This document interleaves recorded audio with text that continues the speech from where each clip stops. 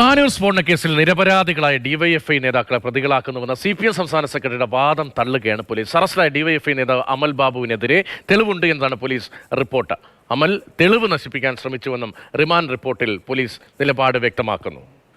Felix ആണ് വിവരങ്ങളുമായി ചേരുന്നത്. ഫെലിക്സ്, പാനൂർ സ്ഫോടന കേസിൽ നിരപരാധികളായ ഡിവൈഎഫ്ഐ നേതാക്കളെ പ്രതികളാക്കുന്നു എന്നതായിരുന്നു MV ഗോവിന്ദൻ കഴിഞ്ഞ ദിവസങ്ങളിൽ പറഞ്ഞത്. പക്ഷേ അതിൽ നിന്ന് വിരുദ്ധമായ എന്തൊക്കെ കാര്യങ്ങളാണ് റിമാൻഡ് റിപ്പോർട്ടിൽ പോലീസ് കണ്ടെത്തലായി മുന്നോട്ട് വയ്ക്കുന്നത്?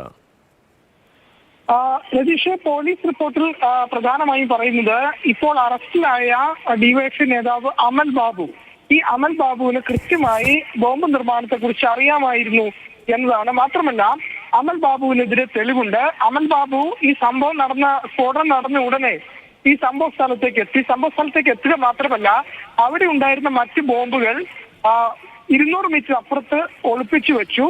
ഒപ്പം തന്നെ ഈ സ്ഫോടനം നടന്ന സ്ഥലത്ത് ഈ മണൽ കൊണ്ടിട്ട് അവിടെ തെളിവ് നശിപ്പിക്കാൻ ശ്രമിച്ചുവെന്നും പോലീസ് റിപ്പോർട്ടിൽ വ്യക്തമാക്കുന്നു.